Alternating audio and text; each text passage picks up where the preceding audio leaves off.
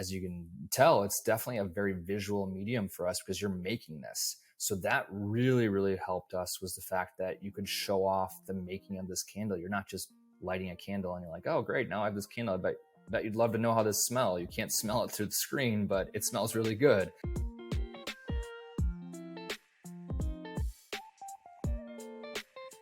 Hey everybody, Kevin here. I am super excited today. I'm joined by David Bronkie, one of the siblings of the accurately named Sibling Candle Company, and really named for you and your sister, not because any of the candles are specifically related. Yes. Correct? Okay. It actually is because we're siblings. Yes. Well, sorry. I have to try and work in at least one dad bit into the beginning of every one of these. Absolutely. So seriously though, thank you for being here. And why don't we sort of start at the beginning? Like, take me back to the beginning. How does all of this happen? And I guess to just to share for those of you who may not know Sibling Candle Company yet, you guys make essentially like bespoke candles that you can kind of retrofit into vessels that are, essentially like made out of better materials and super easy to create DIY candle setups, correct? Yeah, absolutely. Close enough. I mean, we just took it and looked at a industry that had not been given any thought and is very wasteful when you actually dive into it, and realize that we could reimagine candles to be cleaner on a lot of fronts, from obviously the wax to the fragrances, to what we really did was put it in new packaging and allowed people to refill the empty vessels that they already have. So it really made a lot more sense than going out and buying a whole new candle with your glass jar, ceramic jar, metal jar, whatever it is. You can just refill that one that you really like when you're done with it.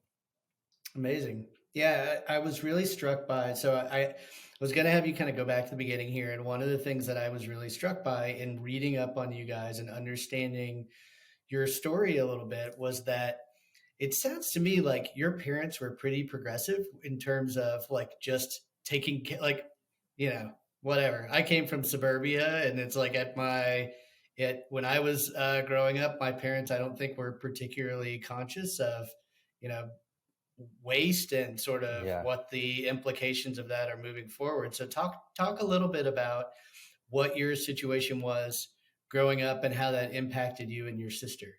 Yeah, absolutely. It kind of just takes us back to the origin story of Siblings, really, which is my sister and I, we grew up on a farm outside of Buffalo, New York, and we watched our parents live extremely sustainably. I mean, it was a huge farm that just, we had limited material things. My sister's not the only sibling. There's actually four of us, and everything was passed Oh, down wow. from one kid to the next, really.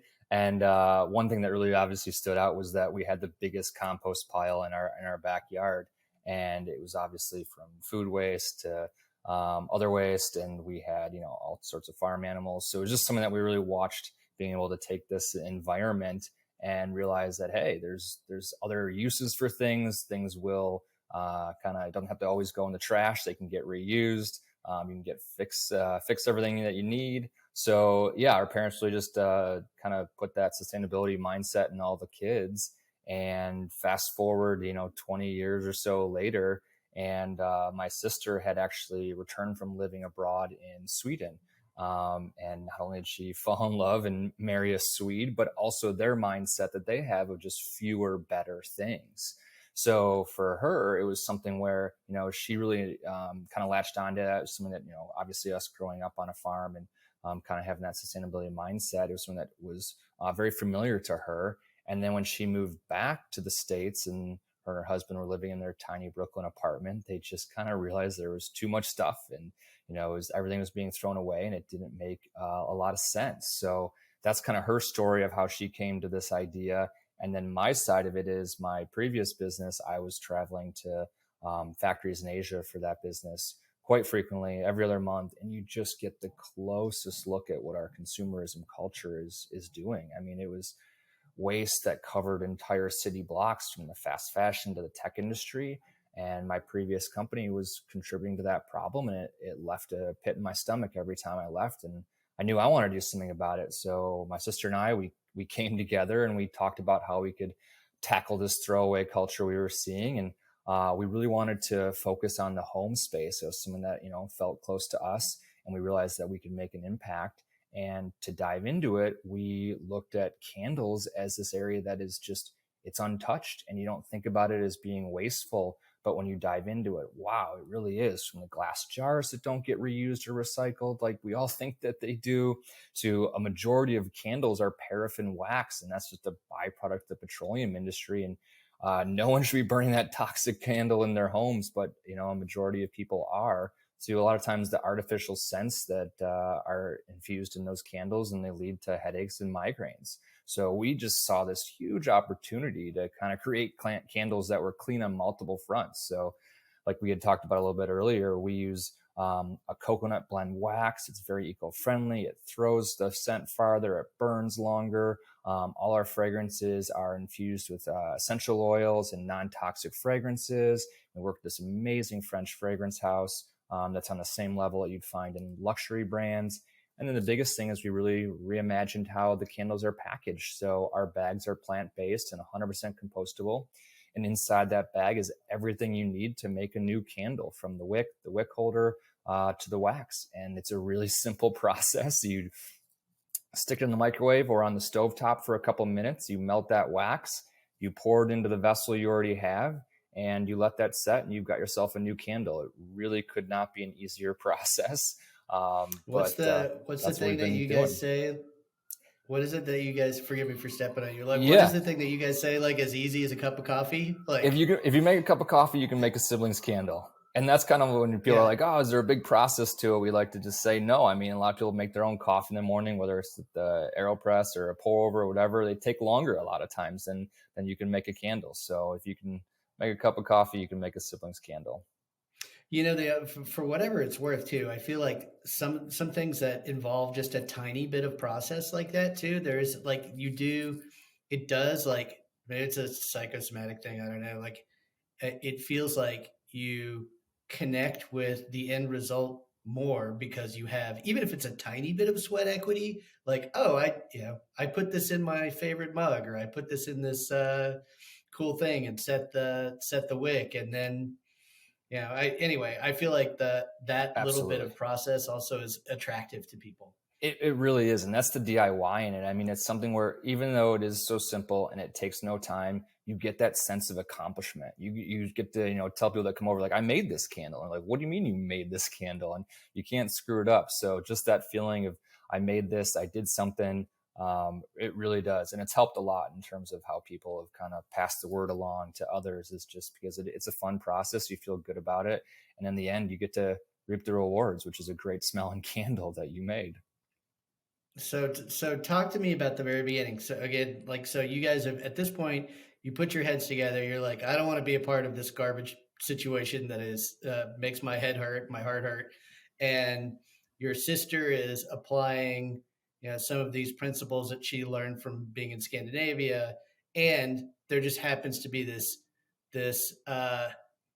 market that people haven't, it's not really been disrupted or thought about in a creative way in some time, and so that seems like a real opportunity. But I assume at that point you start testing. So can you Yes. talk a little bit about what that was like, and like how you guys sort of figured out, you puzzled out, like, what, from the packaging piece to, like, okay, now we got to come up with some sense, like, anyway, like, Yeah.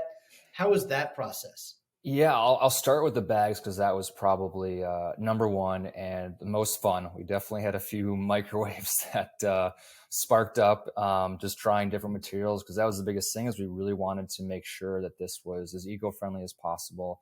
And the materials we used for the bag were obviously not any more wasteful than what was already out there in terms of a candle. So we both didn't come from a background necessarily in material science or any of that. So we went to the grocery store, just started testing materials that we found, knowing that they were certain, compostability or biodegradable, or was paper, or it had liners. We just started grabbing stuff off the shelf and testing it essentially to see if we could put wax in it, melt it in the microwave, and be able to easily pour it. So that was quite a bit of time where we were just trying to dial in what the actual material cost would be, that or materials that we could use to kind of contain the wax, but also make it as easy as possible to put in the microwave, melt it, and then pour this hot substance into a new vessel. Um, a lot of that was just trial and error. I mean, that was us just trying to reach out to different material manufacturers, say, hey, we found something that works in terms of, this packaging size and shape and what it is. Can you make this? And for us, we were very fortunate to find a supplier that had some bags that worked with what we needed. And from there, we were off and running. And from then, it was just a matter of finding the wax and the fragrance. So one thing we really put into this product is the fragrance side. And it's something where we wanted to make sure that we provided an incredible value for people, that they could refill their diptychs, their labos, their high-end luxury candles with our fragrances and wax. So that was a big thing for us to find a fragrance house that was just incredible to work with. And we've been so fortunate to work with one that is, working with some of the biggest luxury brands in the world. But our fragrances and what we're using, it's on the same level that you'd find in those $89, $90 candles. And you can get it from us for $24. So we're really happy that we're able to lock that in. And that's also one that's been fun, because we actually get to just take inspiration from our surroundings, where we are, come up with these ideas, and then turn them into some amazing fragrances with the help of some master perfumers. And the wax side of things, awesome. yeah. No, just agreeing. That sounds Yeah. like you guys really came to some profound realizations. It is. I mean, the fragrance is the number one thing that people are attaching to, and that's what sets a mood. It creates a vibe, and we knew that with candles. Like, we wanted people to be able to burn this and feel great about it, and not feel like they're burning something cheap and toxic in their home. So making sure that fragrance is just wonderful and works every day when you're burning was a huge step for us. But then the And wax. Oh, sorry. Go ahead, David. Yeah, no, the wax side of thing was something where we looked at all the different potentials, whether it was soy or coconut. Ultimately, we ended up on coconut just because we felt that it was the most sustainable. And it's debatable and it's arguable that soy could be right up there, and it's just as sustainable depending on where it's from. But in terms of water usage, and we also just found that coconut throws the scent farther, it burns longer. But because coconut has a really low melting point, we've had to actually blend it with a couple other pieces of wax, a little bit of soy and a little bit of beeswax, just for structure, so that it doesn't melt at a super low temperature. But other than that, that was the three that made it up.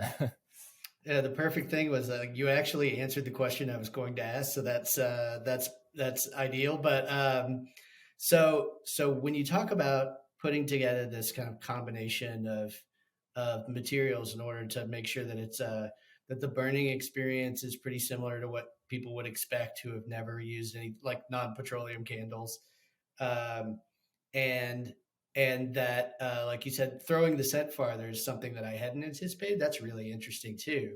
Um, did you guys do a lot of experimenting? Was it like, essentially, did you just find a partner who's like, oh, I worked with these types of candles before, and here's how you make them jive?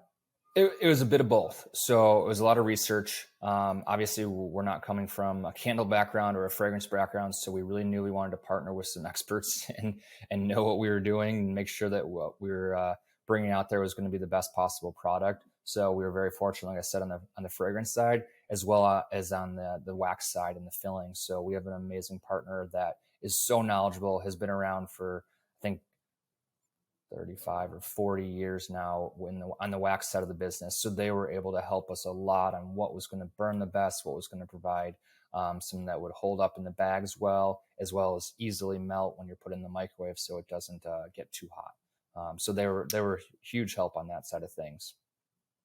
Awesome.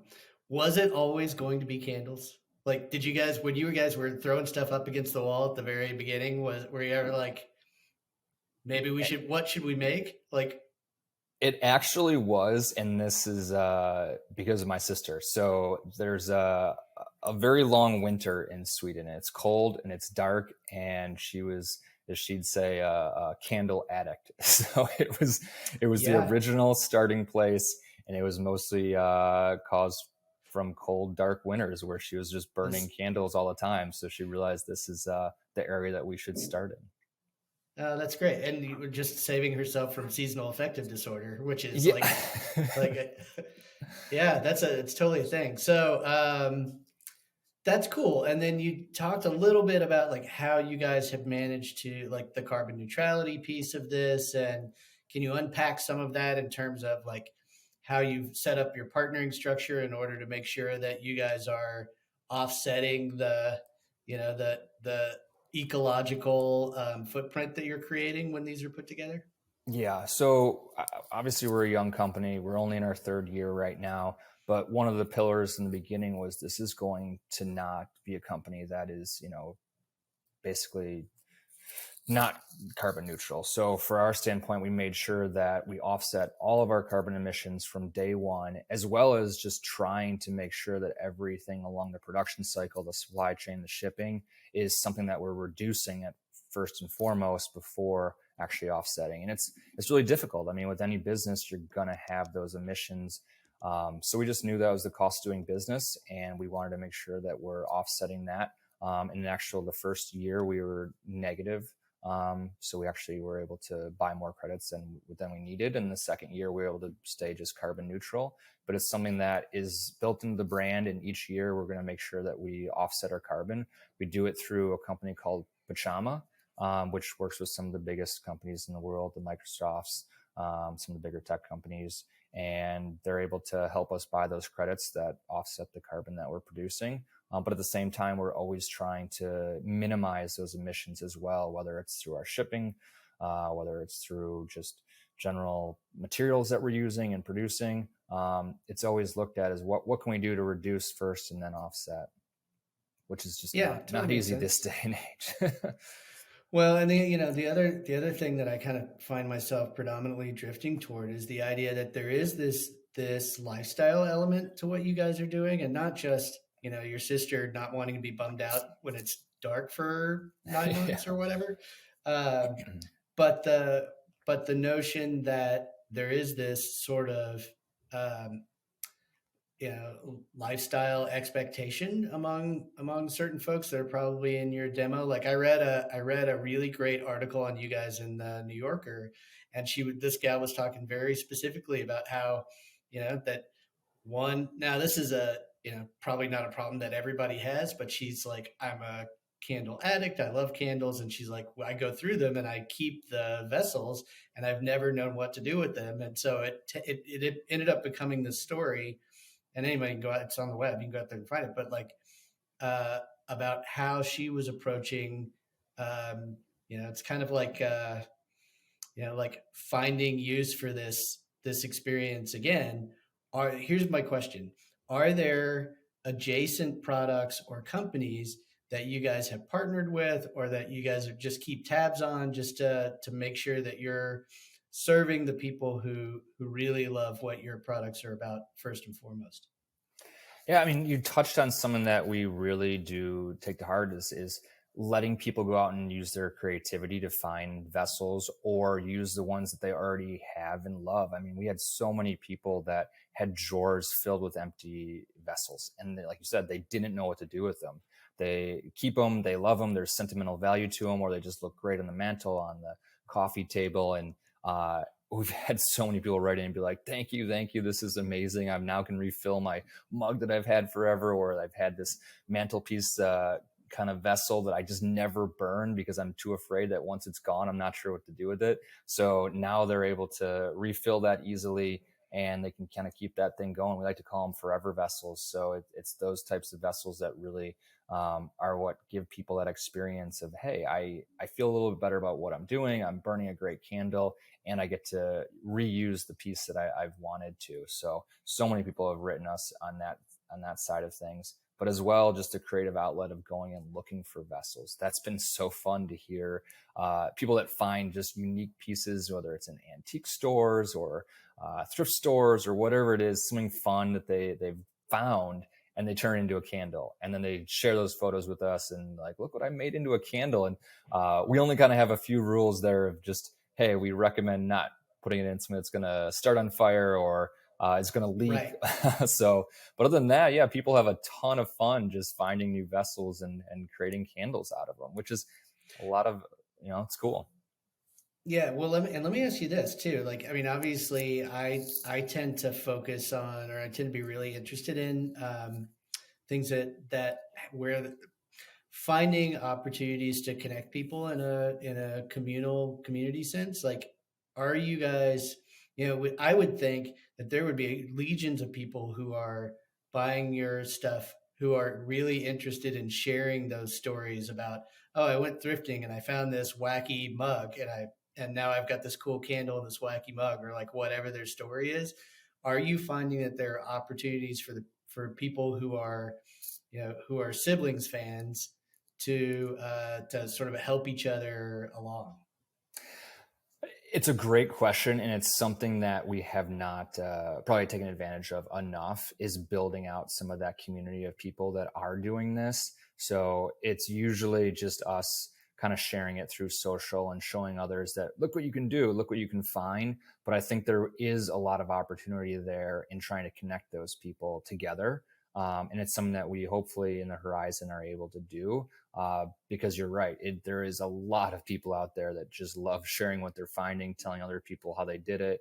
And we need to kind of use that a little bit more. Yeah, for sure. Well, at the very least, I would love to see like a mosaic of crazy vessels that people have put together sometime. So if you guys ever do that, totally let me know because I'd be really interested in it. We need In that. We need a terms of page dedicated to it.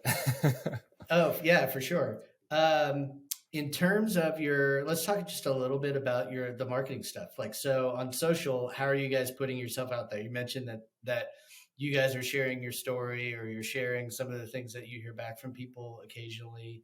Um, this is really less of a nuts and bolts podcast, but I am interested. Like, what are you guys doing to share the sibling story? Yeah. So for us in the beginning, it was a lot of word of mouth. That was our biggest thing for us, and we got some great media mentions. So that kicked off the brand. Just getting the story out there. We had some of the really big, a couple big blogs. I think Into the Gloss was the first one that really launched the brand for us, which was really cool.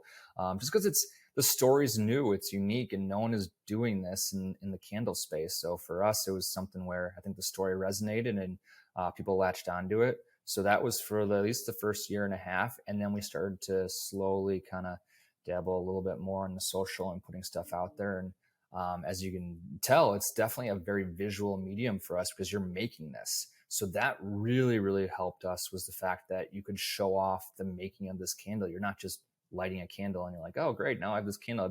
Bet you'd love to know how this smells. You can't smell it through the screen, but it smells really good. Instead, we Right. were able to kind of have this whole visual element of making the candle, which I think really kind of, it's stopped people, the old school, the thumb stop. That really helped us because you could be like, whoa, what's this person doing? They're pouring something into an old candle jar and now they have a new candle. So we really lucked out there in the sense that this was very visually focused, and people liked making it and sharing those videos that they were making. So we didn't have to really go out and make them. It was just UGC that was naturally coming in, and that helped a lot. And then for us, we're always just kind of trying to portray this as a brand that it's cozy, it's comfortable. Like that's candles in a nutshell. Like you relax at the end of the day, or you're trying to focus during the day. Whatever it is you're doing, candle can help with that mood and that vibe. So that's what we're always trying to put out there, is just put on a good scent and relax if that's what you're looking to do. Put on a good scent and get your to-do list done. Whatever you need, there's a scent for you. That kind of goes back to what you were asking about a little bit earlier, the fragrance side of things. And it's functional fragrances. It's fragrances that actually can help you with your day to day. Okay, and I won't quiz you on all of them, but give me a sense of like how many fragrances are we talking about? What are some of the ones that people seem to really gravitate toward? So I think we're up to 16 fragrances right now, but the ones that are really our best sellers are our number one, which is a bergamot, white rose, and an oak moss. And it's a very, very universal scent. And I think that's why it's obviously our best seller. But it's something where you can put it on at any time of the day. So we love to say that's our focus scent. It's something that you can put on and really get your to-do list done. It's not going to overpower you. It's not going to put you to sleep. It's not going to do any of that stuff. It's really just going to keep you in the right mindset. But another one I would say is our number 5, which is our lavender scent. And that one is perfect for nighttime. Lavender is the fragrance that you put on, and it's going to put you to sleep in no time. It's the put it on and relax and get ready for bed. Whereas we've got an amazing citrus scent. That's our number 7, and that's put a little pep in your step. You need to get something done in the morning, do some cleaning. The citrus scent number 7 is the way to go. So yeah, there's just obviously every scent can help with whatever mood you're looking for, whether it's a wind down, a pick me up, or trying to get some focus through the day. Makes sense. Now, are you guys and awesome. Now I feel like I got to go poke around the website. But beyond that, how much to date? Like how much direct to consumer are you guys doing? How much retail placement? Like what's your mix look like in terms of the way that you're getting the product to the people? Sure. So predominantly we are direct to consumer right now. It's over 90% of our business, but that's kind of been by design because this is such a new product and it looks funny on a shelf. It's basically a candle in a bag. We've had to be Yeah. very picky about how we go into wholesale. And it's something just from my last business that was all wholesale. I just knew that you have to provide a ton of education. You have to make sure you've got good placement because otherwise you're not going to have sell through and everyone's going to walk by it going, I have no idea what that even is. You put it next to another candle and it doesn't look like a candle. So Right. we've been really picky there, but fortunately the inbound has been incredible. So we've worked with Nordstrom already. We've worked with Anthropologie.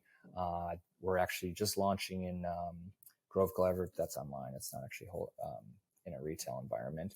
And then Madewell, and we have Starbucks coming out this holiday season, which we're excited about. It's only in a few stores, but Wow. that's a big one for us. And it's something where we just want to make sure that the customer understands what this is and what it's about. So we've just had to make sure that the education side of the retail is there. So right now it's mostly just direct to consumer because we can control that. We can show them great videos. We can show them how it's going to be made, how easy the process is, and they're able to get it really quick. On the flip side, it's really hard to portray fragrances through a screen, but we've done a really good job of that, and we have a really good policy that if you don't like the fragrances, you can obviously exchange them or refund them if you want. And it's surprising we have so few people that actually do.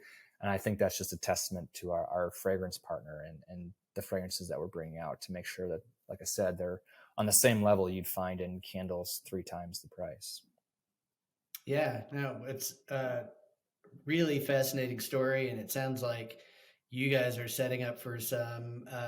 Is there some seasonality to your business? Like, do you guys do more in Q4 like a lot of CPG brands do, or are we, or is it when people are staying in versus when they're going out? Like, what's the seasonality shift of your business over year Yeah, over year? there's definitely a seasonality to candles we found, and we knew there would be. It was just very surprising to find out how big that curve was and how big of a seasonality um, would be happening. So for us, Q4 is obviously the biggest. That's just what's happening. But then outside of that, it's fall into late spring. That's kind of the season where people are burning their inside a little bit more. It's cold, it's dark, so candles are just more prominent in the household. Whereas the spring and the summer, it's less so. We find that people are getting outside more. They're not burning as much, but there's still some of the candle addicts. I'm always surprised. There are some of our top customers. They're still buying the same amount, whether it's spring, fall, winter, or summer, and it's amazing. Some people just they love to have a candle burning all the time. Awesome. Are you guys planning on when like let's say everything goes well, you continue to grow and the bottom line looks terrific. What does expansion or sort of the next phase look like for you? Like, is this we're going to add additional flavors or do some sense or do some seasonality scarcity plays with short run? Yeah. When can Yeah. we expect your pumpkin spice candle? I guess is what I'm asking. Yeah, we actually talk about that Kidding, every I'm tongue in single cheek, season. but yeah, I know, but yeah, it's funny because everyone said just make a pumpkin spice candle, just do it. And right. we've yet to dive into that. We've really tried to make sure that we're bringing out some unique scents that are definitely, there's some seasonality to them and which ones we bring out, but not trying to get into the cotton candy flavors yet. For us, it's really, we do have some cool seasonal scents that we bring out. We partner with artists around the world. So every winter we bring out one with a new artist. This year we have one coming out that's a Lithuanian based artist. She's worked with some pretty big publications. So we're excited about that. We had one over the summer with a Pacific Northwest artist that it's a tie-dye bag. It looks incredible. So those are the fun Awesome. ones for us. We really try to bring those out every quarter. And then also just kind of unique scents that you might not find anywhere else. We've got one that's a marshmallow cream, Palo Santo based scent that just smells like you want to eat the candle. It's so good. And then outside of candles, yeah, I mean, obviously that's the focus right now, but we see a ton of opportunity in the home space. It's one of those things where once you make this candle and you understand, oh man, it's so easy to refill. What else in my home can I refill? And there's some other brands that are working on this, but it's a lot more in the cleaning space side. So we feel that there's an opportunity more in the lifestyle fragrance side of things where we can utilize refilling, reusing, but as well just have these amazing fragrances that you want to fill your home with. So not going to dive too far down that into what those products are, just because some of those Yeah, spaces are sure. are full. But yeah, we are definitely thinking about the future and what else we can kind of take our model of reuse, refill, and just have amazing fragrances included in there. Well, super exciting. Can you tell people where they can find you? Absolutely. So siblings.co is where you can find us online, as well as a few of our partners, Anthropology, starting in a couple weeks, Grove Collaborative. But for right now, if you want to go find siblings, siblings.co. Okay, amazing. And how early do folks need to order in order to make sure that they get stuff in on time for the holidays? We have an amazing warehouse, so not too early, but the sooner the better. But yeah, Okay. usually it starts to stack up in that November time range. So get your orders in early if you definitely want to hand deliver, because you just never know what the postal and carrier services are going to do this year. I'm sure it's always wacky that time of year. Well, listen, David, I thank you so much for taking the time to walk us through what you guys have been working on. It is one of those things where, and it's funny because I mentioned this in a recent interview where I had somebody who had a lot of nice write ups about this writing instrument machine that they had created, and so I was like, it sort of. Made me think a little about like this article that I read in the New Yorker. It's like uh, seeing some like people who already love candles writing about candles is fascinating because like she like her experience was 100% authentic and Yep. it seems like a lot of what I have read about you guys has been not just complimentary but really speaks to your process and what you guys are hoping to achieve. So I wish you terrific success and thank you so much for taking a little bit of time to sit down with me. No, I appreciate that, Kevin, and thanks so much for having me on and letting me share a little bit about our story and siblings. But thanks so much.